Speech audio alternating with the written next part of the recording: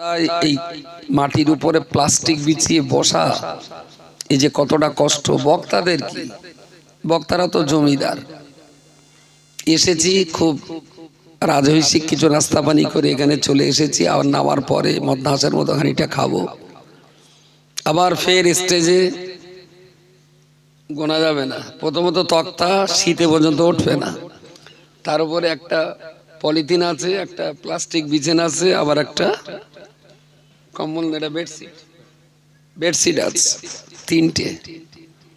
আর আপনাদের কপাল বিরাট খারাপ, ওই চটে আমাদের বললি ফজর মন্ত্র ঢেলে দেবো। কিন্তু শ্রোতা যাদের বুঝবার জন্য দুটো কথা বলবো, আসলে তাদের যদি শারীরিক এবং মানসিক ভৌগোলিক অবস্থা যদি ইতিবাচক না হয়, তাহলে অনেক ভালো কথাও অনেক সময় ভালো লাগে না। সেই জন্যে ধর্মসভা তো এমন নয় যে মানুষ যত কষ্টই পাক না কেন আমাকে এখন শোনাতেই হবে, ইসলাম সে কথা বলেনি। সুতরাং যারা আশেপাশে আছেন আমি তাদেরকে মঞ্চে আসার জন্য অনুরোধ করছি।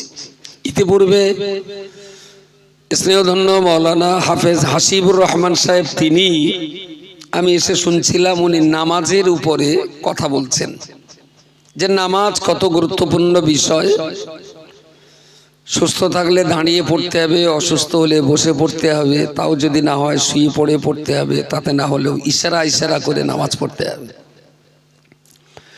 সেই প্রসঙ্গে তিনি অনেক কথা আপনাদেরকে শুনিয়েছেন। আমি আপনাদেরকে কোরআনুল কারীমের একেবারেই প্রথম দিককার ছোট্ট একটা কথা আপনাদেরকে শুনিয়েছি। এই কথাটার মানে হলো উলাইকা আলা হুদাম মির রাব্বিহিম, সেই সমস্ত মানুষেরাই আল্লাহ প্রদত্ত হেদায়েতের সঠিক জায়গায় দণ্ডায়মান আছে। ওয়া উলাইকা হুমুল মুফলিহুন, এবং সেই সমস্ত মানুষেরাই তারা হাসরের মাঠে সফল কাম হবেন। এখন কোরআনের এই আয়াতটা, যে সমস্ত মানুষেরা হেদায়েতের সঠিক জায়গায় দণ্ডায়মান এবং যারা হাসরের মাঠে বিচার অন্তে সফলতার মর্যাদা পাবেন, তারা কারা? তাদের কয়েকটা চরিত্রের কথা আল্লাহ এই আয়াতটার আগে পরস্পর আল্লাহ ব্যাখ্যা দিয়েছেন। প্রথমেই বলেছেন আল্লাযীনা ইউমিনুনা বিল গায়ব, যারা অদৃশ্যকে বিশ্বাস করেন। এক নম্বর চরিত্র, যারা হেদায়েতের সঠিক জায়গায় দণ্ডায়মান এবং যারা হাসরের মাঠে সফলতার মর্যাদা পাবেন, তাদের প্রথম নম্বর চরিত্র হলো তারা অদৃশ্যকে বিশ্বাস করবেন। দৃশ্য বলা হয় যা আমরা চোখে দেখতে পাই, সেগুলো দৃশ্যমান। যা আমরা চোখে দেখতে পাই না, সেগুলো অদৃশ্যমান। এই মুহূর্তে আমি আমার বাড়ি চোখে দেখতে পাচ্ছি না, তার মানে এই নয় যে আমার বাড়িটা আমার দৃষ্টির আড়ালে। আমি তো কখনো কখনো দেখেছি আমার বাড়ি। আমি এত সময় আকরাম হাই সাহেবের বাড়িতে ছিলাম, এই মুহূর্তে আমি ওই ঘরটা দেখতে পাচ্ছি না, তার মানে এই নয় যে ওটা আমার কাছে অদৃশ্য, ওটা আমি কখনো কখনো দেখেছি। এমন কিছু বিষয় যেগুলো জন্ম জন্মান্তরেও মানুষ কখনোই দেখতে পায় না। জন্ম থেকে মরণ পর্যন্ত মানুষ কোনোদিন দেখতে পাবে না। এই অদৃশ্য যেগুলোকে আমাদের বিশ্বাস করা অজীব, যেগুলো আমরা বিশ্বাস না করলে আমরা ঈমানদার হতে পারি না, তার প্রথম কথাই হলো লা ইলাহা ইল্লাল্লাহ, এক আল্লাহ ছাড়া দ্বিতীয় কোনো মাহবুদ নেই। ওয়াহদাহু লা শারীকা লাহু,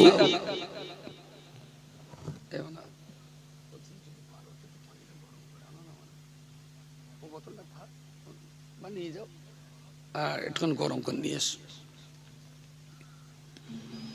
ওয়াহদাহু লা শারীকা লাহু, যিনি এক এবং একক এবং অদ্বিতীয়, যার সমকক্ষ, যার সমান সমান, যার সামঞ্জস্যতা আর কেউ নেই। তো সেই আল্লাহ যাকে বিশ্বাস করা ঈমানের প্রথম পর্যায় বা পদক্ষেপ, আমরা জন্ম থেকে মরণ পর্যন্ত আমাদের পূর্বপুরুষরা কেউ দেখেনি, আর আমরাও আল্লাহকে দেখতে পাচ্ছি না। অথচ চোখে দেখতে না পাওয়া এই মহান সত্তাকে আমাদেরকে প্রচন্ডভাবে বিশ্বাস করতে হবে, যে বিশ্বাসের ভিতরে এক শস্য দানা পরিমাণ কোনো ঘাটতি থাকলে হবে না। আমার কথা কি বুঝতে অসুবিধা হচ্ছে? বলছি যে যা বসো তো মনে একটু গায়ে গায়ে বসো, তাতে গরমটা আরো ভালো হবে। আর এই সাইডে কটা বুড়ো মানুষ বসেছে নদীর ধারে, একদম পাড়ের উপরে, ওখানে আরো শীত বেশি লাগবে না। যদি জায়গা গরম হয় তো থাক। বলছি দাঁড়িয়ে রয়েছে কেন না, যখনই বসো প্রথমে একটু স্যাঁকসা লাগবে, তারপর আস্তে আস্তে গরম হয়। না দাঁড়িয়ে যদি সবসানের ইচ্ছা বসো, ওই দলের মাঝখানে বসো, গাটা গরম হবে, ভালো লাগবে। যেটা বলছিলাম যে আল্লাহ এমন এক মহান সত্তা, তিনি আমাদের নাকে অক্সিজেন ধারাবাহিকভাবে যোগান দিয়ে যাচ্ছেন। তিনি আমাদের চোখের দৃষ্টিশক্তি বিরাজমান রেখেছেন। তিনি আমাদের প্রতিদিনের রুটি রুজির চাহিদা মিটিয়ে যাচ্ছেন। হয়তো বলবেন ও তো আমি না খাটলি তো খাওয়া হয় না, এতে আবার আল্লাহর কি আছে? যারা নাস্তিক তারা এমনটা ভাবে। ভেরি গুড, আপনি প্রচন্ড খেটেছেন, লড়াই করেছেন, কষ্ট করেছেন বলেই আজকে সারাদিন 1000 টাকা রোজগার করেছেন, আর সেই টাকা দিয়ে বাজার করেছেন। এই যে সারাদিন যে আপনি খেটেছেন, আপনার খাটনির পরে যে চালটা কিনেছেন, ও চালটা যে মাঠে যে জমিনে হয়েছিল, ওই জমিনটা কিন্তু আপনার বাপের তৈরি করা না, ওটা আল্লাহর তৈরি করা। আর ওই জমিনের উপরে যদি আসমানের বৃষ্টি বর্ষণ না হতো, তাহলে ওই জমিনে কিন্তু গাছপালা আর কিছুই জন্ম নিত না। আবার সেই জমিনে যে চাষি 4 হাত পা দিয়ে কষ্ট করে মেহনত করে চাষ করেছিলেন, তার এই 4টে হাত পা কিন্তু আল্লাহ ছাড়া তার বাপ মা তৈরি করে দেয়নি। যে হাত দিয়ে ভাতটা মাখিয়ে গালে তুলছেন, ওই হাতের আঙুলগুলো আর কবজি আর গিরোগুলো আপনার আর আপনার বাপের তৈরি করা না, ওটা আল্লাহর তৈরি করা।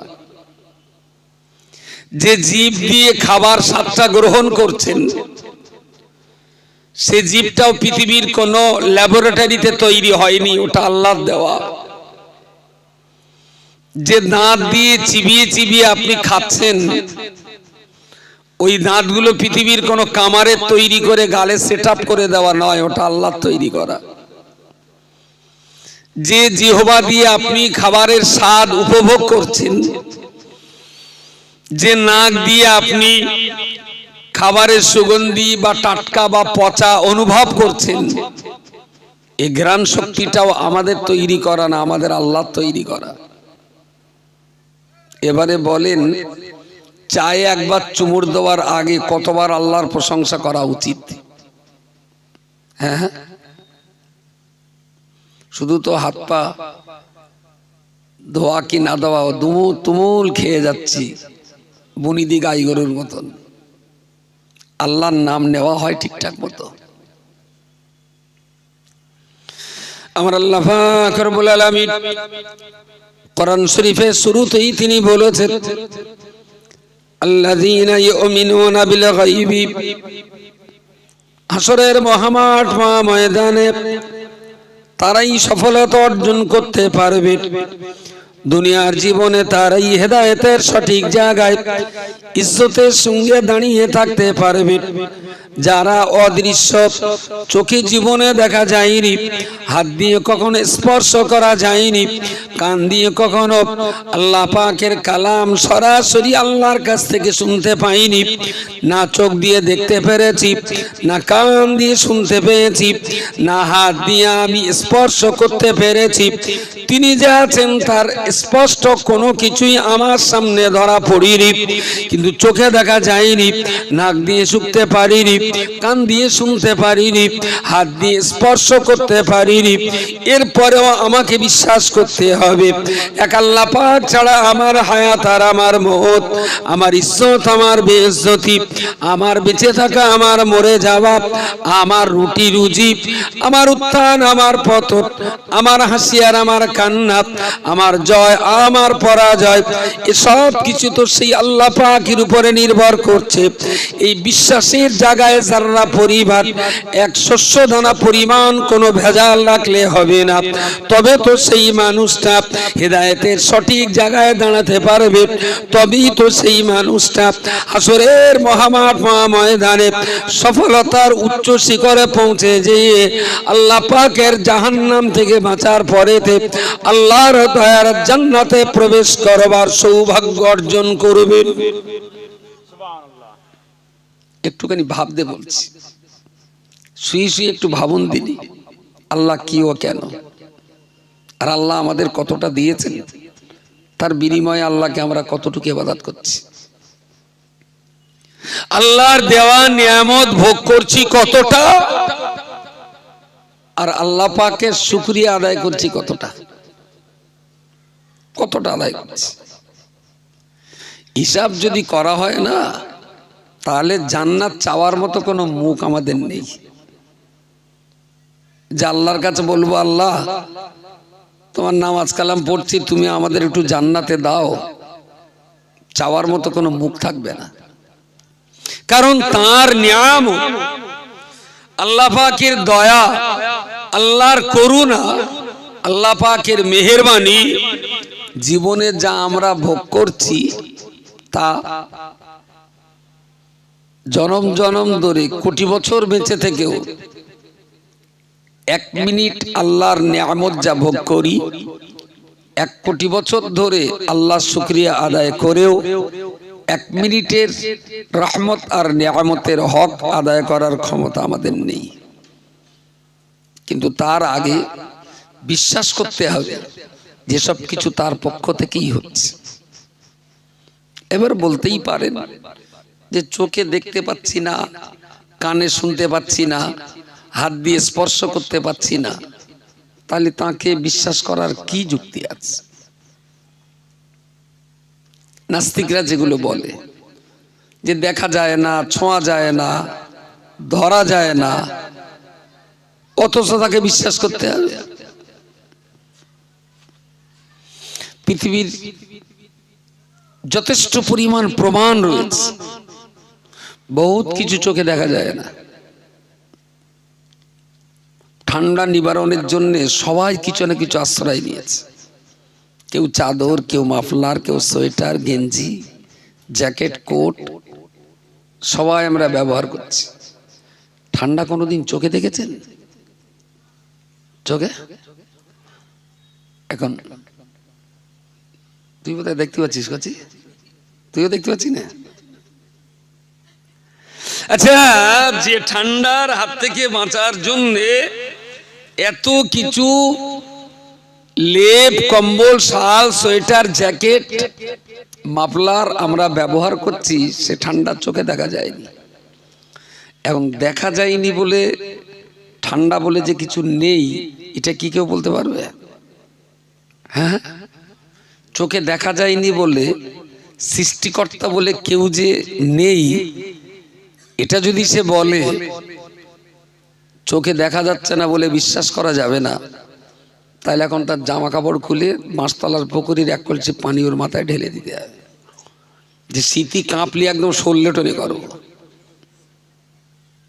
ঠান্ডা তো চোখে দেখা যায় না, তাহলে তোর এত কাঁপের কি আছে? এগুলো ও শয়তানেরা ঠান্ডা চোখে দেখা যায় না এটা বিশ্বাস করে, যে অক্সিজেন নিয়ে বেঁচে আছে ওটা কি চোখে দেখা যায়? অক্সিজেন দেখা যায় চোখে? যদি নাক আর গাল একসঙ্গে টিপে রাখা হয় তাহলে ওদের মরে যাওয়াই ভালো। চোখে দেখলে বিশ্বাস হবে আর চোখে না দেখলে অবিশ্বাস। এটা কোনো ভদ্র রুচিশীল মানুষের বক্তব্য না। পৃথিবীতে অনেক কিছু আছে চোখে দেখা যায় না, কিন্তু আমরা অনুভব করি। ঠান্ডা বাতাস, তারপরে ওই কারেন্টের তারের ভেতরে যে কারেন্ট যায়, এটা কি চোখে দেখা যায়? দেখা যায় না, কিন্তু হাত দিলে বুঝতে পারে ঠেলার নাম বাবাজি। চোখে দেখা যায় না, তবে অনুভব করতে পারি এতে যে কারেন্ট আছে। তার অনুভব আর অনুভূতি হলো তার একটা জায়গায় লাইট জ্বালিয়ে দিলে জ্বলবে, পাখা জ্বালিয়ে দিলে ঘুরবে, হিটার জ্বালিয়ে দিলে গরম হবে, আবার ফ্রিজ লাগিয়ে দিলে ঠান্ডা হবে। এগুলো দেখে তো অনুভব করতে পারি যে না, কারেন্ট বা বৈদ্যুতিক শক্তি বলে একটা কিছু আছে। চোখে না দেখতে পেলেও এটা তার অনুভূতি, অনুভব। প্রিয় শ্রোতা মণ্ডলী, মনে রাখুন, আল্লাহকে চোখে দেখতে পাইনি, কিন্তু তার এই সৃষ্টি করা রাজত্ব দেখলে পরে আমরা তো অনুভব করতে পারি এই মহান সৃষ্টির পিছনে কোনো না কোনো স্রষ্টা রয়েছে। কি সুন্দর করে এই দুনিয়াটাকে আমাদের জন্য সৃষ্টি করে দেওয়া হয়েছে। আল্লাযী জাআলা লাকুমুল আরদা ফিরাশান, যিনি এই দুনিয়ার জমিনটাকে বিছানার মতন করে বিছিয়ে দিয়েছেন। ওয়াস সামাআ বিনাআন, মাথার উপরে শূন্য মার্গে এই বিরাট আসমানটাকে ভাসিয়ে দেওয়া হয়েছে। সত্যি কোনো না কোনো সৃষ্টিকর্তা যদি না থাকে, এই আসমান তো আমরা তৈরি করিনি, এই জমিন তো আমরা তৈরি করিনি, তাহলে কে এই আসমান আর জমিন তৈরি করেছে? কোন সে মহান সত্তা যিনি আসমান তৈরি করেছে, এই বিরাট আসমান শূন্য মার্গে ভাসিয়ে রেখেছে। অথচ আসমানকে ভাসিয়ে রাখার জন্য একটা দুটো তিনটে কেন, এক পিস পিলার কোন জায়গায় কিন্তু রাখা নেই।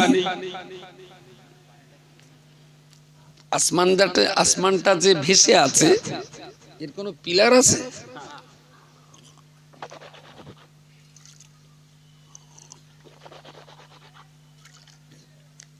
সকালবেলা বাগজলার ঘরের ছাদের উপরে দাঁড়িয়ে দেখলে দেখা যাবে যে খোলা পাতার দিকে আকাশ যেন নেরকোল গাছের মাথায় নেমে এসেছে, এরা মনে হয় না? আবার খোলা পাতায় যে দেখবেন আকাশ বাগজলার দিকে নিচু হয়ে গেছে। এবার ওখান থেকে ফোন করে বাগজলার জিজ্ঞেস করে দেখেন আপনার গিন্নি, যদি ছাদের উপর কি আকাশ নেমে এসেছে, গিন্নি বলে দেবে যে তোমার কি মাথার তার কেটে গেছে? আকাশ যেখানে ছিল সেখানেই আছে, আসমান লাভবে কেন? তা বলছে না, খোলা পাতায় এখান থেকে মনে হচ্ছে যেন বাগজলার দিকে আকাশটা নেমে এসছে। এই যে বিরাট একটা ছাদ, ওয়াসসামাআ বিনাআন, ছাদের মতো করে আসমানটাকে ভাসিয়ে রেখে দেওয়া শূন্য মার্গে, কোনো পিলার নেই, কোনো টাই বিম নেই, ওয়াল বিম নেই। এটা পৃথিবীর কোনো মানুষ কেউ বলতে পারবে না যে আমি তৈরি করেছি বা আমরা করেছি। কেউ আজ পর্যন্ত কথা বলেনি। কোন মানুষ আজ পর্যন্ত এই কথাটা বলতে পারেনি যে এই আসমান আমরা তৈরি করেছি। আরে ভাই, তুই করিসনি, আমি করিনি যখন, তালি করেছেনটা কে? একটু জোরে বলো। সুন্দর কথা বলেছে। কারেন্টে তারে বৈদ্যুতিক বিদ্যুৎ বা কারেন্ট আছে, এটা চোখে দেখা যায় না, কিন্তু সেই তারে লাইট জ্বলে দিলে, লাগিয়ে দিলে আলো হয়, পাখা লাগিয়ে দিলে পনপন করে ঘোরে, ফ্রিজ লাগিয়ে দিলে ঠান্ডা হওয়া, হিটার লাগিয়ে দিলে গরম হওয়া। এগুলো দেখলে তো অনুভব করতে পারি যেটা কারেন্ট আছে। ওটা যদি অনুভবে আসে, তাহলে আসমান আর জমিন এগুলো দেখলে কি অনুভব করা যায় না যে চোখে দেখতে না পেলেও আমার দৃষ্টির আড়ালে কোনো এক মহান শক্তি আছে, তিনি এই পৃথিবীটাকে পরিচালনা করছেন। আমরা সবাই তাঁরই গোলাম, তাঁরই চাকর, তাঁরই দাস। প্রিয় শ্রোতা মণ্ডলী, মনে রাখুন আমার আল্লাহ পাক রব্বুল আলামিন ঠিক তার পরে কোরআন শরীফের আর একটা ওই আয়াতের পরই বলেছেন, ওয়ানজালনা মিনাস সামাই মান। হে পৃথিবীর মনুষ্য জাতি, কোন সে মহান সত্তা যিনি আসমান থেকে তোমাদের জন্য পানি বর্ষণ করেন।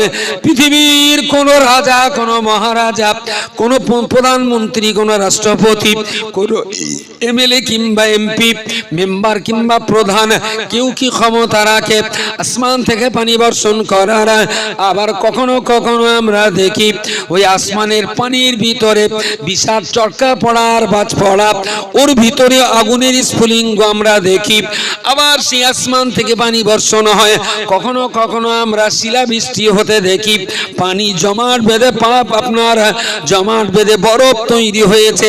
যে আসমান থেকে পানি বর্ষণ হচ্ছে, যে মেঘ থেকে পানি বর্ষণ হয়, ওই মেঘটা যদি পানির জমাট বাঁধা হয়, তাহলে সেই পানির ভিতরে আবার, সেই মেঘের ভিতরে আবার আমরা চরকা পড়তে দেখি, বাস পড়তে দেখি, চমকে চমকে আগুনের স্ফুলিঙ্গ আমরা দেখতে পাই। চরকা বলা বলুন আর বাজ পড়া বলুন, বিদ্যুৎ চমকানি বলুন, কার হুকুমে এটা হয়? কোন সে মহান সত্তা, পৃথিবীর কোন মানুষ, কোন ব্যক্তি যিনি আসমানে এই চরকা পড়াবার ক্ষমতা রাখেন? কার হুকুমে আসমানে বিদ্যুৎ চমকায়? কার হুকুমে আসমানে মেঘমালা জমাটবদ্ধ হয়? কার হুকুমে আসমান থেকে পৃথিবীতে পানি বর্ষণ হয়? এটা তো পৃথিবীর কোন রাজা মহারাজা নয়, কোন বাদশা, কোন জমিদারের হুকুম তো আসমানে চলবে না।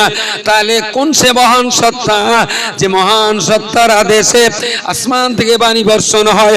ওই পানি কখনো জমে বরফ আকারে শিলাবৃষ্টি বর্ষণ হয়। কোন সে মহান সত্তা, যার হুকুমে আসমান থেকে চড়কা পড়ে আর বাস পড়ে? কোন সে মহান সত্তা, যার হুকুমে ওই পানি জমাট বাঁধা মেঘের ভিতরে আমরা বিদ্যুতের ঝলকানি আর চমকানি দেখতে পাই? যে মহান সত্তা এ কাজগুলো করে চলেছেন, তাকে আমি চোখে দেখতে পাই আর নাই বা পারি, নিশ্চিত করে এটা তো অনুভব করতে পারি, এ শক্তির পিছনে কোনো না কোনো স্রষ্টা রয়েছে। আমি যতই বলি আর যতই বক্তব্য রাখি, আপনি যদি একটু না ভাবেন, আপনার ঈমান মজবুত হবে না। আপনাকে ভাবতে হবে। শুয়ে পড়ে পড়ে একটু ভাবুন যে কোন আল্লাহকে আমি আল্লাহ বলি, চোখে দেখতে পাই না, অথচ তাকে এত পরিমাণ বিশ্বাস করতে হবে।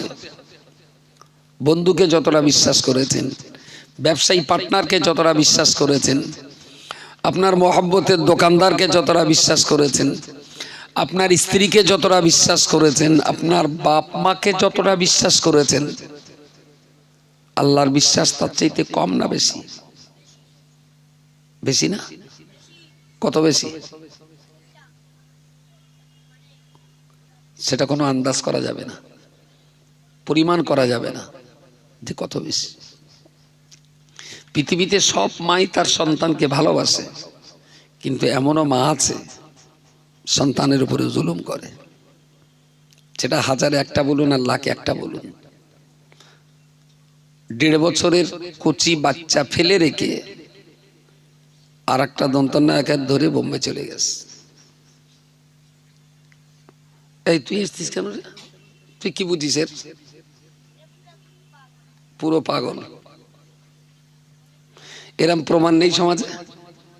আচ্ছা, তাহলে বাবার প্রতি, মায়ের প্রতি, ভাইয়ের প্রতি, বোনের প্রতি, শ্বশুর শাশুড়ি আর স্ত্রীর প্রতি, বন্ধু বান্ধব আর পার্টনারের প্রতি, প্রতিবেশী আর মহব্বতের কুটুম্বর প্রতি, গোটা দুনিয়াতে মানুষ হয়ে যত মানুষকে আপনি বিশ্বাস করেছেন, তার চাইতে কোটি কোটি গুণ বেশি বিশ্বাস রাখতে হবে আল্লাহ পাকের জাত সত্তার উপরে, তবে আপনি ইমানদার। মা তার সন্তানকে ঠকায়, বাপ তার ছেলের হক নষ্ট করে, দোকানদার তার খরিদ্দারকে অনেক সময় ঠকিয়ে দেয়, ব্যবসাদার তার পার্টনারকে। কিন্তু আপনি কি বলতে পারবেন মহান সৃষ্টিকর্তা আল্লাহ কখনো আপনাকে ঠকিয়েছেন? কখনো ঠকাতে পারেন? কখনো না। কখনো কখনো মানুষ জন্মগত অন্ধ হয়, মায়ের পেট থেকে আসে, কেউ বা খোঁড়া হয়, কারো বা একটা হাত খারাপ হয়, হয়তো তারা আফসোসে ভোগে যে সবার চোখ দিল আল্লাহ, আমার চোখ দিলেন না, আমি দুনিয়া দেখতে পাচ্ছি না। কিন্তু এ ব্যাপারেও আল্লাহর উপরে তার কোনো ক্ষোভ অভিমান করলে হবে না। হয়তো ওর জন্য চোখটাই হতো ওর জাহান্নামে যাওয়ার কারণ। আল্লাহ তার চোখ দুটোকে বন্ধ করে দিয়ে জাহান্নাম থেকে বাঁচিয়ে অনন্ত অসীম কাল জান্নাতে পাঠাবার জন্যই হয়তো আল্লাহ তার চোখ দুটো দেননি, যেটা আমাদের জ্ঞানের বাইরে। অসীম অপার মহিমা তোমার, ভাবিলে হারায় জ্ঞান। প্রিয় শ্রোতা মণ্ডলী, মনে রাখুন আমার আল্লাহ পাক রব্বুল আলামিন ঠিক তারপরই কোরআন শরীফের ভিতরে বলেছেন, ওয়া আনজালা মিনাস সামাই মান ফাখরাজা মিনাস সামারাতি রিজকাল লাকুম। ও বান্দা মনে রাখো, আসমান থেকে যে পানি বর্ষণ হয়, আসমানের পানি পৃথিবীর জমিনের উপরে পড়ে বলে এই শুকনো জমিন পানিতে ভিজে আপনার কাদা হয়ে যায়। এই রসালো মাটির উপর থেকে, এই রসালো মাটিতে কত হাজার নয় লাখ রকমের ঘাসপালা, সবজি, তৃণলতা জন্ম নেয়। আর এই সমস্ত ঘাসপালা, তৃণলতার মধ্য থেকে আমাদের বেঁচে থাকার উপকরণ তৈরি হয়। বান্দারে মনে রাখতে হবে, ফাআনজালা মিনাস সামাই মান ওয়া আনজালা মিনাস সামাই মান ফাআখরাজা মিনাস সামারাতি রিজকাল লাকুম। এই জমিন থেকে যা কিছু বেরিয়ে আসে উদ্ভিদ, এর ভিতর থেকেই তো আমাদের রুজি এসে যায়। সামান্য এই এবছরের সর্বশেষ পানি হয়েছে কতদিন আগে, এই বর্ষা শুরু হয়ে অজ্ঞারণ মাসের দিকে বৃষ্টি হয়েছিল, একটু অজ্ঞারণে, হ্যাঁ অজ্ঞারণের শুরুর দিকে বোধহয় একটু বৃষ্টি হয়েছিল হালকা পাতলা।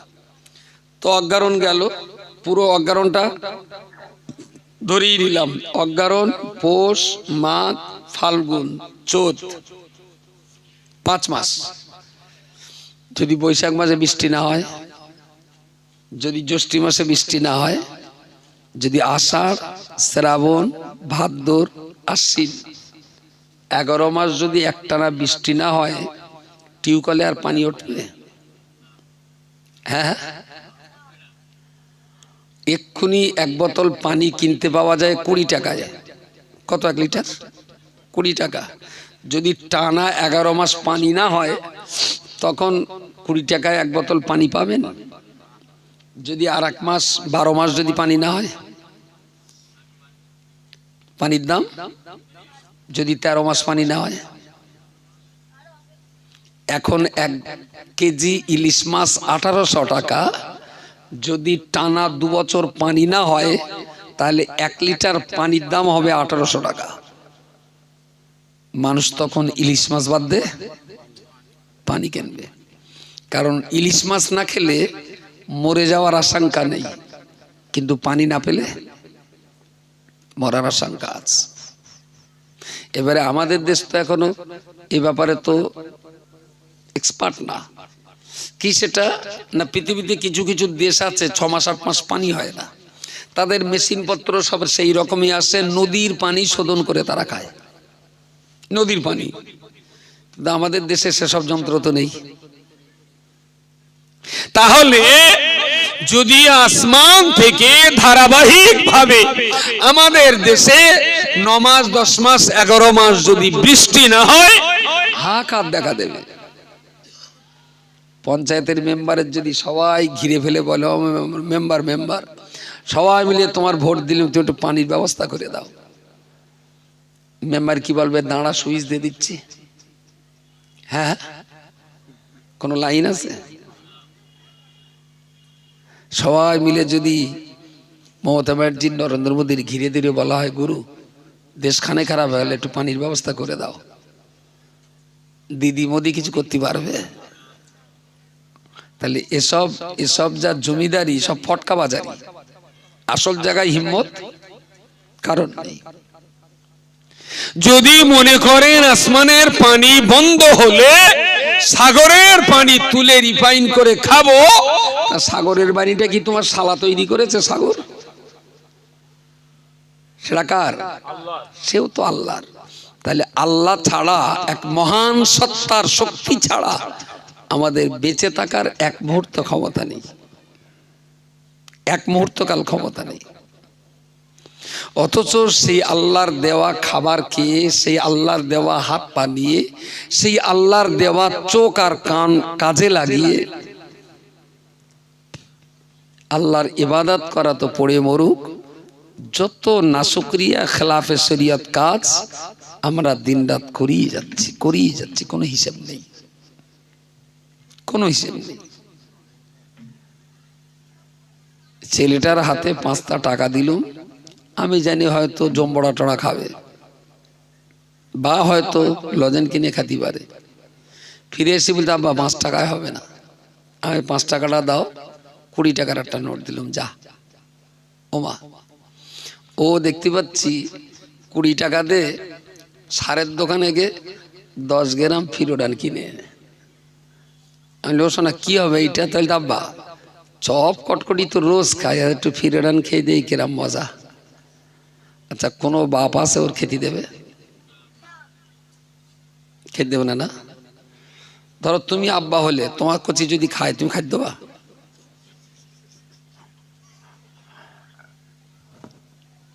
প্রিয় শ্রোতা মণ্ডলী, মনে রাখুন, কোন সন্তান যখন নিজে হাতে করে নিজের জীবনের বিপদ যখন ডেকে আনতে চায়, বাপ মা তখন বারবার করে নিষেধ করে, বাবা ও খাবার, ওটা খাবার নয়, ওটা অখাদ্য, ওটা খেলে তোর জীবন সংশয়ে দেখা দেবে।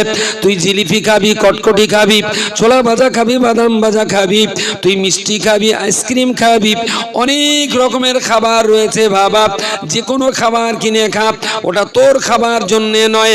কারণ বাচ্চা যদি হাতে করে নিয়ে চোর দৌড় দেয়, বাবা তার পিছনে পিছনে ছুটে যাবে। আমার বেটা যারা জীবনটা না হারায়, আমার বেটা ওইটা খেয়ে ফেললে ওর হসপিটালে ভর্তি করতে হবে, ওর অনেক কষ্ট হবে। হাজারবার চিৎকার করে বাপ সন্তানকে বলার পরে ও বেটা যদি না শোনে, ওই বিষাক্ত পয়জান যদি নিজেই খেয়ে নেয়, কষ্ট তো বাপের হবে না, ও কষ্ট তো তারই হবে। ও বান্দা, মনে রাখতে হবে, আল্লাহ হাত দিয়েছেন কোরআন ধরার জন্যে, চোখ দিয়েছেন ভালো জিনিস দেখার জন্যে, কান দিয়েছেন সুন্দর কথা শোনার জন্যে, কিন্তু দুর্ভাগ্যজনক ভাবি বাবা সন্তানকে 20টা টাকা দিয়েছেন ভালো খাবার খাওয়ার জন্যে, সন্তান ভুল করে যদি ফলিডল কিংবা ফিরোডান কিনে খেতে যায়, প্রত্যেকটা বাপ বারণ করার পরেতেও সন্তান যদি বিষাক্ত খাবার খায়, তাহলে যার বিপদ সে ডেকে আনে, এতে তো বাপের কোনো দায়বদ্ধতা থাকে না। আল্লাহ পাক রব্বুল আলামিন তিনি তো ভালোই জানেন বান্দা ওর চোখ হাত পা দিলাম নামাজ পড়বে, ও নামাজ না পড়ে তাস খেলছে, আল্লাহ বারণ করেছেন ওটা খেলতে যেও না। আল্লাহ হাত দিয়েছেন, চোখ দিয়েছেন, কথা বলার ক্ষমতা দিয়েছেন, বান্দা আল্লাহর কোরআন নিয়ে তেলাওয়াত করবে, কিন্তু বান্দা কোরআন তেলাওয়াত না করে ওই হাত দিয়ে ফ্রি ফায়ার আর চোখ দিয়ে দেখে পাবজি আর ফ্রি ফায়ার, কার্টুন আর নানান পাপের জিনিস মোবাইলে তারা দেখি চলেছে। আল্লাহ বারণ করেছেন, বান্দা কোনো মতেই শুনবে না। পৃথিবীতে বাবা দেওয়া 20টা টাকা খরচা করে যদি ভালো খাবার খেত, শরীর স্বাস্থ্য ভালো হতো। থাইরান কিংবা ফিরোডান খেলে বাচ্চা যেমন ক্ষতিগ্রস্ত হয়, আল্লাহ পাক যেগুলো নিষেধ করেছেন, ওই নিষেধ করা কাজগুলো যারাই করবে, মৃত্যুর পরেতে ওরা অবশ্যই কঠিন জাহান্নামের আগুনে পুড়বে। এতে তো আমার আল্লাহর কোনো দায়বদ্ধতা থাকে না। আল্লাহ তো বলেছেন যে চোখ দিয়েছি, হাত পা দিয়েছি, এগুলো ভালো পথে ব্যয় কর, ভালো পথে ব্যয় করো, খারাপ পথে না। কিন্তু মানুষ অবুঝ, এটা বুঝতে চায় না, এরা বুঝতে চায় না, যার জন্য নিজেদের বিপদ নিজেরাই ডেকে আনছে। সেখানে বাপের কি দোষ? আর বাপ তো বারণ করেছিল, তুই অন্য ভালো খাবার খা, ফিরোডান্ডা খাস না। কচি যদি জোর করেই খায়, সেখানে তার কষ্ট তাকেই সইতে হবে। প্রিয় শ্রোতা মণ্ডলী, রব্বুল আলামিন আল্লাহ কোরআন শরীফে একাধিক জায়গায় তিনি বলেছেন ফাযকুরুনি আযকুরকুম। একাধিক জায়গায় আল্লাহ বলেছেন বান্দা তুমি যদি আমার স্মরণ করো আমি আল্লাহ তোমায় স্মরণ করব, তুমি যদি আমার হয়ে যাও আমি আল্লাহ তোমার হয়ে যাব, তুমি যদি আমার শুকরিয়া আদায় করো আমি আল্লাহ তোমার নিয়ামতকে বাড়িয়ে দেব, তুমি যদি আমার প্রশংসা করো আমি আল্লাহ তোমার মহা বিপদে উদ্ধার করে দেব, তুমি যদি আমার হয়ে যাও আমি আল্লাহর রহমত তোমার পিছনে থেকেই যাবে।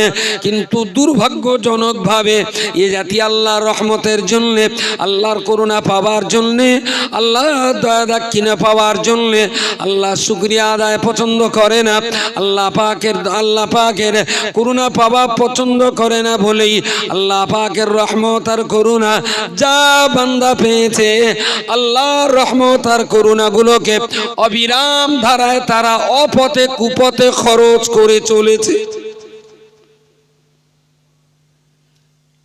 কচি বাচ্চা মানুষ কটা আছে, মানে একটু দাঁড়াও দিন, মানে কজন আছে একটু গুনে নেই, ওই একটা আছে, কচি দাঁড়াতো বাপ। বাচ্চা মানুষ 15 বছরের নিচে কেটে কেটে আস দেখি, 15-র নিচে। এই আব্বু ওটো ওটো, হ্যাঁ ওটো। তোমার বয়স কি 275 বছর? তা দাঁড়াও, 15 হয়ে গে, তাই তো এবার আবার কুটুম বাড়ি দেখতে হবে। আচ্ছা আবু বসো, এই পাড়ায় কি এরম বাচ্চা মাত্র 4টে? ঠিক এই 4টের মাকে খোঁজ করে দেখুন, নিশ্চয়ই ওর মার কোনো অবদান আছে এই বাচ্চার প্রতি, তাই না? ওরও বলো মার্কেটে ঘোরার মতন ঠ্যাংসেল, এই 4টে বলে একটাও খোড়া না, এদেরও বাজার ঘোরার পা ছিল, এরাও ঘুরতে পারত। আর আমি ওদের নাম ধরে ওদের রাখিনি, যেখানে আয় ওরা নিজের ইচ্ছায় এসে বসছে, একদম নিজের ইচ্ছায় এসে বসেছে, কেউ ওদের জোর ধরে আনেনি, কেউ কাণ্ডলে দেয়নি। ও খালু, খালু তাড়াতাড়ি বসো।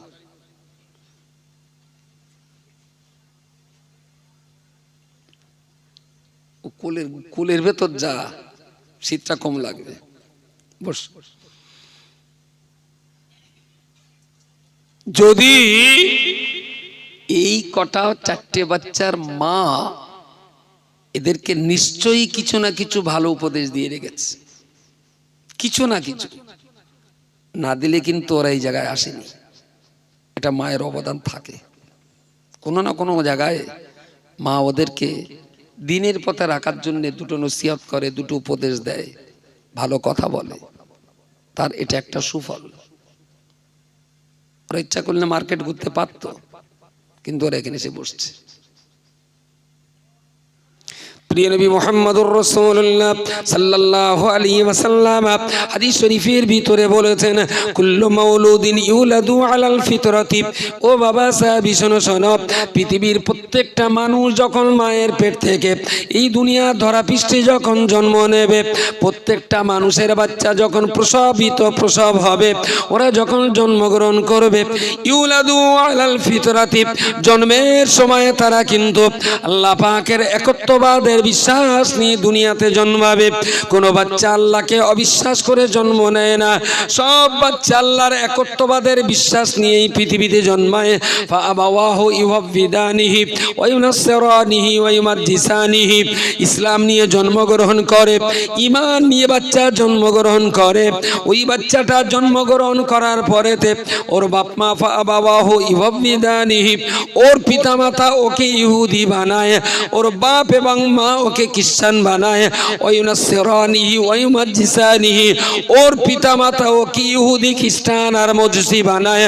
ও বান্দা মনে রাখতে হবে, তাই সন্তান যদি ভালো কাজে আসে এটা মনে রাখতে হবে তার মা তাকে ভালো পথে বানিয়েছে। সন্তান যদি খারাপ পথে চলে যায় তাহলে এটাও মনে রাখতে হবে তার বাপ এবং মা তাকে খারাপ পথে যেতে বাধ্য করেছে।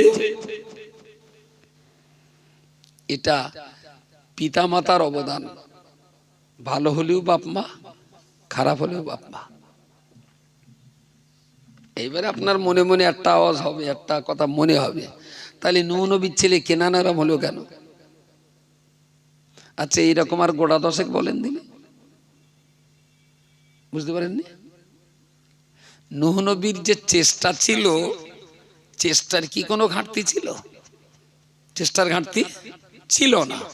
তারপরেও ছেলে ফেরেনি, তার জন্য কি নূহ নবীর দোষ? আপনার ছেলে যদি পথে না ফিরে থাকে, আপনি কতটা চেষ্টা করেছেন একবার পাল্লায় ফেলে ওজন করে দেখবেন আপনার চেষ্টাটা কি নবী নূহের মতো হয়েছে?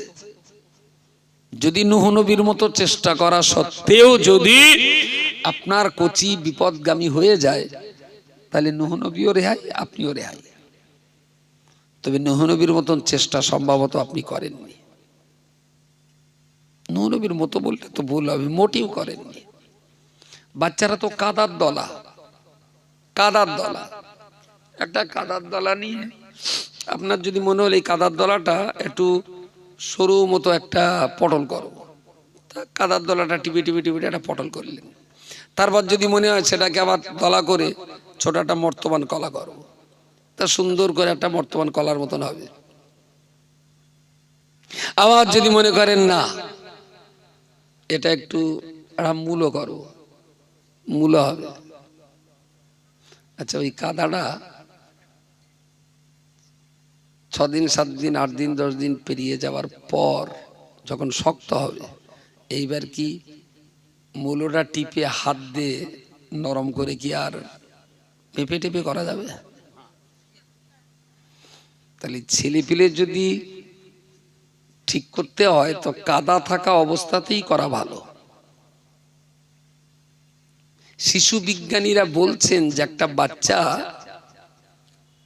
70 বছর তার বয়স, এই 70 বছরের ভিতরে 60 বছরের জীবন, শেষ 60 বছরের জীবন কেমন কাটবে তা নির্ভর করে প্রথম 10 বছরের ভিতরে। এই 10টা বছর যদি তার বাবা মা ঠিকঠাক মতো তাকে বাপ মা হিসাবে যে দায়িত্ব সেটা যদি পালন করে, তাহলে তার উপরে ভিত্তি করেই বাকি 60 বছর কাটবে। আর 0 থেকে নিয়ে 10 বছর যদি বাপ মা তার সন্তানের যেটা দেওয়ার সেটা যদি না দিতে পারে, তাহলে কিন্তু সেই সন্তান পিতামাতার হাতছাড়া হয়ে যাবে। বাপ মার কথা আর একটা টাইমে নেবে না, ডিনাই করবে। অনেক সময় বড় বড় লোকেরা বলে, ও হুজুর হুজুর একটু ওয়াজ করো দিন, ছেলে পিলেরা যেন বাপ মার একটু যত্ন করে। বললাম, চাচা তুমি যদি 30 বছর আগে বোতলে পড়া মোবিল রাখো, আর আজকে আমি সূরা ইয়াসিন পড়ে ওই বোতলে ফু দিলি যে মধু হবে, আমি তো পিসি সরকার না, ওটা জাদুকররা পারে, আমি পারবো না। আমি চাচা বোতলে মোবিল রেখিলে না মধু রেখিলে? তুমি যদি পড়া মোবিল দিয়ে বোতল ভরে রাখো 30 বছর আগে, আর আমি আজকে যতই ওয়াজ করি না কেন আমার ওয়াজের চোটে পোড়া মোবিল মধু হবে না, ও পোড়া মধুই থাকবে। আসলে যে জালের জোতলা ওলট পালট হয়, সেই জাল বোনার পরে বলো ঠিক মতন পড়ে না। এখন জাল বোনা যাদের অভ্যেস আছে তারা ভালোই জানবে, জোতলা যদি ওলট পালট হয়, যেখানে মালি দেওয়ার সেখানে না দে, মালি বলে না কি বলে, ওর 2টো ফাঁস 3টে হয়, ওরে মালি বলে। এই মালিটাও যদি ঠিকঠাক মতো না দেওয়া হয়, তাহলে ওই জাল কিন্তু ভালো পড়বে না। পুরো জাল তৈরি হওয়ার পরে এইবারে যদি আমারে বলা হয়, হুজুর একটু জালের তাবিজ করে দাও দিন, জালটা যেন ভালো পড়ে, কোনো লাইন আছে ওর তাবিজ? বসে হুজুরের তাবিজের ক্ষেত্রে ওই জালের তাবিজ নেই যে ওতে সূরা ইয়াসিন পড়ে ফু দেবো আর খারাপ জালটা ভালো হয়ে যাবে, এরম ফুফা দেবার কোনো লাইন নেই। আসলে যাদের জোতলা খারাপ হয়ে গেছে সেসব বাচ্চা বিগড়ে যাবে, রোধ করা যাবে না। প্রিয় শ্রোতা মণ্ডলী, দুনিয়ার জীবন জিন্দেগিতে আপনার কত সম্পদ রয়েছে। আপনার গাড়িটা, বাড়িটা, জলকর কিংবা ইটভাটা, পুকুরের ব্যবসা কিংবা এক্সপোর্ট ইম্পোর্টের কারবার, ভাঙাচোরার কারবার বলি, আর আপনার ব্যাংক অ্যাকাউন্ট বলি, গোটা দুনিয়ার যত সম্পদ আপনার থাক না কেন, আপনি পিতা সন্তানের জনক জননী হিসাবে আপনার কাছে মনে রাখতে হবে, আপনার জীবনের সেরা সম্পদ হলো আপনার ছেলেটা, আপনার মেয়েটা। এটাই হলো আপনার জীবনের সেরা সন্তান। আপনার জমি জায়গা, গাড়ি বাড়ি আপনার মান সম্মান নষ্ট করবে না। জমি জায়গা, গাড়ি বাড়ি আপনার মান সম্মান বাড়িয়ে দেবে না। আপনার মান সম্মান বাড়িয়ে দেয় তো আপনার সন্তান বাড়িয়ে দেবে। আবার আপনার মান সম্মান সর্বনাশ করে তো আপনার ছেলে মেয়েরাই সর্বনাশ করবে। কিন্তু দেখছি ব্যবসা বাণিজ্য দেখতে দেখতে ছেলে পিলের আর দেখা হয় না। ব্যবসা নিয়ে পড়ে আছে চুটিয়ে, ছেলে পিলের দেখভাল করার টাইম নেই, শুধু টাকা দেয়। কিন্তু ছেলেটা মানুষ হচ্ছে না পশু হচ্ছে এ দেখার সময় বাপের হাতে নেই। তা কার জন্য ভাই এত রোজগার করতেছিস ভূতির মতন খেটে? কবরে গিয়ে যদি ছেলের জন্য গাল শুনতে হয়, কবরে তো দূরের কথা, পৃথিবীতে বেঁচে থেকেও অনেক বাপ মাকে ছেলে পিলের জন্য গাল শুনতে হচ্ছে না? হ্যাঁ, বেঁচে থেকেই শুনতে হচ্ছে। ছেলেপিলের অন্যায়তে বাপ মার কত মান নষ্ট হচ্ছে। এই নষ্টটা হতো না যদি জোতলার সময় ঠিকঠাক জোতলা হতো। রব্বুল আলামিন আল্লাহ তিনি তার কোরআন শরীফের প্রথমেই বলেছেন, আল্লাযীনা ইউমিনুনা বিল গায়বি উলাইকা আলা হুদাম মির রাব্বিহিম, সেই মানুষেরাই হেদায়েতের সঠিক মানদণ্ডে দাঁড়িয়ে থাকবে। ওয়া উলাইকা হুমুল মুফলিহুন, এবং তারাই তো হাসরের মহামাঠ মহাময়দানে সফলতার মর্যাদা পাবে। তাদের পাঁচটা চরিত্রের ভিতরে প্রথম চরিত্র আমি আপনাকে শোনাচ্ছিলাম, আল্লাযীনা ইউমিনুনা বিল গায়বি, যারা অদৃশ্য আল্লাহকে বিশ্বাস করে নেবেন। চোখে দেখা যাবে না কিন্তু তাকে বিশ্বাস করতে হবে। সেই বিশ্বাসের কথা বলতে বলতে এত দূর পর্যন্ত চলে এসেছি বান্দা। আপনি বাবা, আপনি মা, আপনার সন্তান যেন আল্লাহ বিশ্বাসী হয়, আপনার সন্তানের কলবে যেন আল্লাহর একত্ববাদের বিশ্বাস থাকে। এই বিশ্বাস পয়দা করার জন্য বাপ এবং মা হিসাবে আপনাদের দায়িত্ব রয়েছে। আপনারা দুইজন যেমন আল্লাহকে বিশ্বাস করে নিয়েছেন, আপনার ছেলেটা আপনার মেয়েটা যেন তারাও আল্লাহর প্রতি বিশ্বাস রাখে। এ চেষ্টা তো ছোট বয়স থেকেই করে যেতে হবে। এই দিলীপ ঘোষ, সবাই বসে রয়েছে, তোমার সহ্য হচ্ছে না? না, এই দুটোর একটাও যেন না ওঠে। এই অমিত শাহ, এইবার বস করে ছাড়বি না যেন, দুটোর একদম লাগবে। আবার ঠেঁসা বেশি হোক, গরম হবে না, সেই জন্য তোমার ডাকতে। চুপ চুপ করে বস, পাঠিয়ে এসো ডাকতে। থাক, উঠবি না একদম, উঠলি বলো ফ্যান খুলে দেবো। চুপচাপ বসে থাকতে হবে ওখানে, কথা বলো না, চুপচাপ বস। কি বলছিল? শেষ কোন কথাটা বলছিলাম?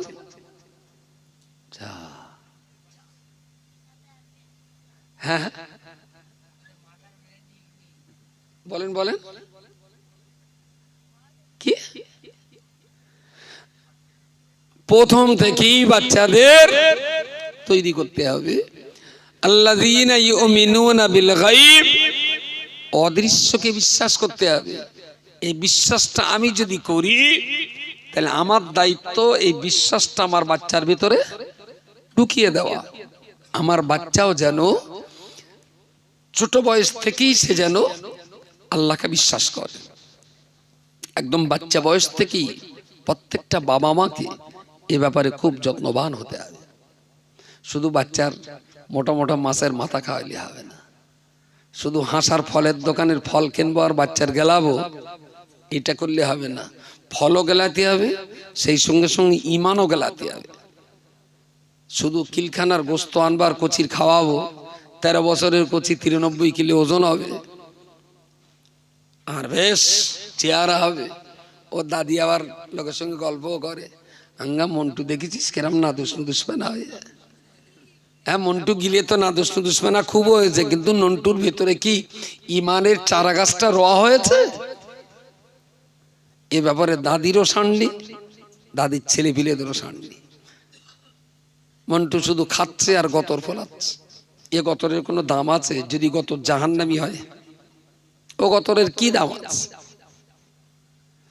আল্লাহ পাকের মাহবুব বান্দা লোকমান হাকিম রহমাতুল্লাহ আলাইহি, উনি ওনার কলিজার টুকরা সন্তানটাকে কোলের ভিতরে টেনে আদর যত্ন করে বলতেন, ও বাবা কলিজার টুকরা ছেলে, আমি তোমার পিতা তোমাকে বলছি, ইনকানা হাব্বাতিম মিন খারদালিন, যদি একটা সরিষার ছোট্ট একটা টুকরা হয়, ফাতাকুম ফি সাখরাতিন, আসমান জমিনের মাঝখানের ফাঁকা জায়গায় সরিষার টুকরো যদি রেখে দেওয়া হয়, আও ফিস সামাই আও ফিল আরদি, শস্য সরিষার টুকরাটাকে আসমানের কোন জায়গায় যদি লুকিয়ে রাখা হয়, আও ফিল আরদি, এই বিরাট জমিনের কোথাও যদি সরিষার টুকরাটাকে লুকিয়ে রাখা হয়, ও বাবা ছেলে শোনো শোনো, तमाम দুনিয়া আসমান জমিন আর শূন্য মার্গের গ্যালাক্সি ফাঁকা জায়গা যেখানেই তুমি লুকিয়ে রাখো না কেন, পৃথিবীর কোন শক্তি কেউ ক্ষুদ্র সরিষার টুকরাটাকে বার করতে পারবে না।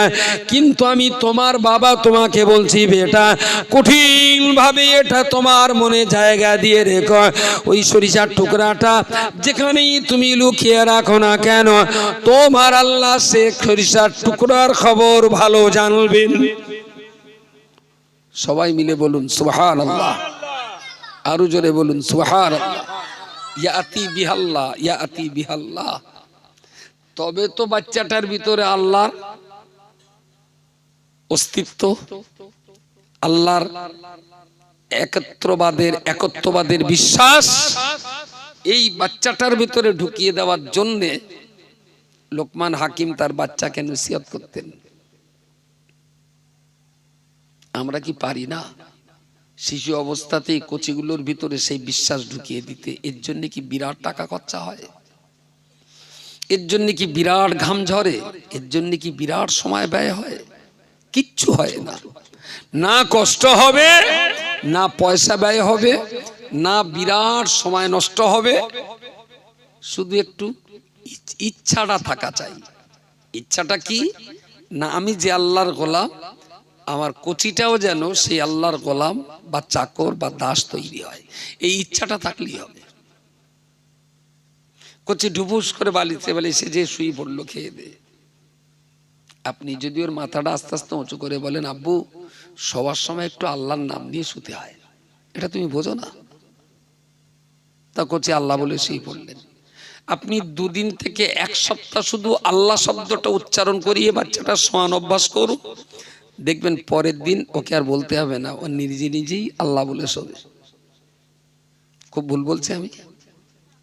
শুধু একটা অভ্যাস, বাচ্চাদের ভিতরে অভ্যাসটা করিয়ে দিন। একদিন এমন আসবে আপনি আল্লাহ না বলে শুলে ও কচি গিয়ে আবার আপনার মাথা ধরে ঠেলে তুলবে, জাম্মু তুমি তো আজকে আল্লাহ বলে শোনি। কচিরা হলো, শিশুকালটা হলো একেবারেই কাকাতুয়া ময়না পাখির মতো। আপনি যা করবেন, যা বলবেন, ওরা দেখে দেখে তাই করবে আর তাই বলবে। এই সুন্দর স্বর্ণ সুযোগটা আমাদের হাতছাড়া হয় শুধু ইচ্ছা না থাকার কারণে। লোকমান হাকিম তিনি তার ছেলেকে বললেন যে আল্লাহ কে, আল্লাহ সম্পর্কে তোমার ধারণা কেমন থাকা উচিত?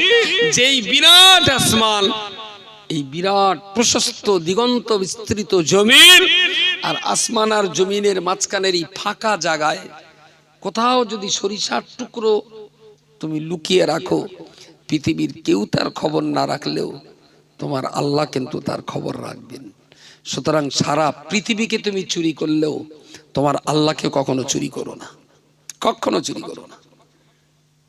ঠিক এই ভয়টাই যদি, এই চূড়ান্ত বিশ্বাসটাই যদি